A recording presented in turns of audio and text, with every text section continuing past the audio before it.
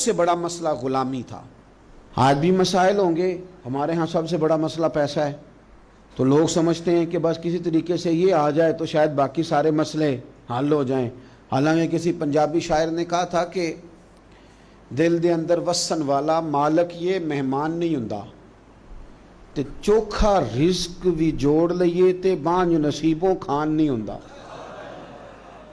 لیکن بعض لوگ سمجھتے ہیں کہ شاید سارا کچھ پیسہ ہی ہے اور اسی میں وہ باتوں کو تولتے رہتے ہیں، اسی میں سارا کچھ کرتے رہتے ہیں۔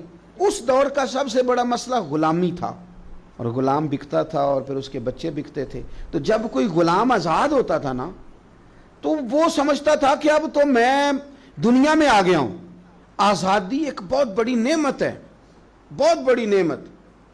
بندہ جب آزادانہ گھومتا ہے نا، دیر کے بعد ایک قول پڑھا حضرت علی کا، شاید پہلے پڑھ لیتے تو کچھ سوچیں اور ہوتی۔ آپ نے فرمایا تھا اسے مبارک ہو جسے تھوڑے لوگ جانتے ہیں، اسے مبارک ہو۔ ایک وقت ایسا آتا ہے کہ انسان تو اپنی مرضی سے اپنے دوستوں کے پاس بھی نہیں بیٹھ پاتا، وہ تو اپنی مرضی سے گھوم پھر بھی نہیں سکتا، ایسے حالات اس پر آتے ہیں۔ آزادی ایک بہت بڑی نعمت ہے زندگی میں، اسے سمجھیں۔ تو اہل عرب کے ہاں غلام کا آزاد ہونا اتنی بڑی نعمت تھی کہ وہ بندہ سمجھتا تھا دنیا میں ہی آج آیا ہوں۔ حضرت زید بن حارثہ نبی پاک کے غلام ہیں۔ بچپن میں کسی نے اغوا کیا، مکے لا کے بیچا، اور پھر حضرت خدیجہ الکبریٰ رضی اللہ تعالی عنہا کے ذریعے حضور کی بارگاہ تک آ گئے۔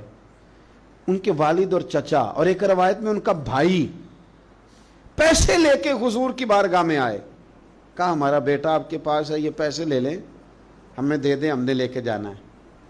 تو نبی کریم صلی اللہ علیہ وسلم نا بات سن کے مسکرائے۔ کچھ مسکراہٹیں بڑی معنی خیز ہوتی ہیں۔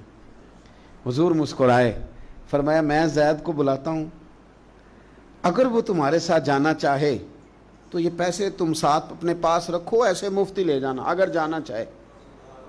تو حضور تو مسکرا رہے تھے نا، لیکن انہیں ابھی اس بات کا پتہ نہیں تھا، وہ ابھی اس رستے کے مسافر نہیں تھے۔ وہ کہنے لگے جی یہ کیا بات ہوئی، وہ غلامی نہیں چھوڑنا چاہے گا؟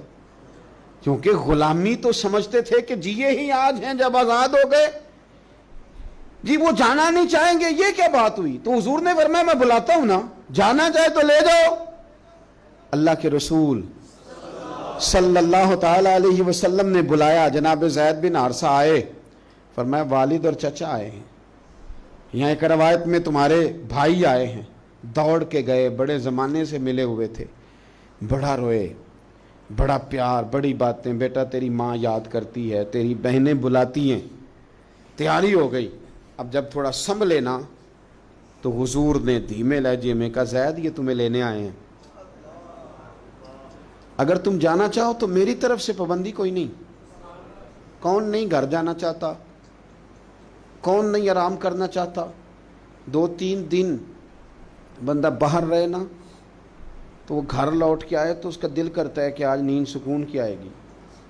ہم گھومتے ہیں پاکستان میں تو لوگ کہتے ہیں رات رہ جاؤ، زیادہ اصرار کریں تو پھر میں کہتا ہوں یار اپنے بیڈ پہ ہی نیند آتی ہے، تمہیں کیا بتائیں۔ گھر کون نہیں جانا چاہتا، اپنے بہن بھائیوں سے کون نہیں ملنا چاہتا؟ قرار ہی سارا وہاں ہے، سکون اور راحت ہی وہاں ہے۔ اس کی تو خواب کبھی آ جائے بندے کو اپنے گھر کی تو وہ خواب بڑی تسلی دے جاتی ہے۔ تو حضرت زید سے حضور نے فرمایا جانا چاہو تو چچا کا تو خیال تھا نا کہ یہ دوڑ لگا دے گا، یہ بھاگ جائے گا۔ گھر قریب آتا ہے تو حضور بھی سواریاں، مدینہ قریب آتا تو تیز کر دیا کرتے تھے، تو یہ تو دوڑے گا۔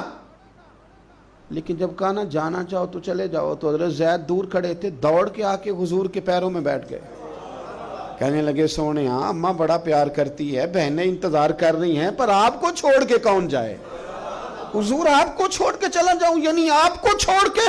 بولے بریلی کے امام، کہنے لگے تیرے قدموں میں جو ہے غیر کا منہ کیا دیکھیں، تیرے قدموں میں جو ہیں، تیرے قدموں میں جو ہیں، تیرے قدموں میں جو ہیں وہ غیر کا منہ کیا دیکھیں؟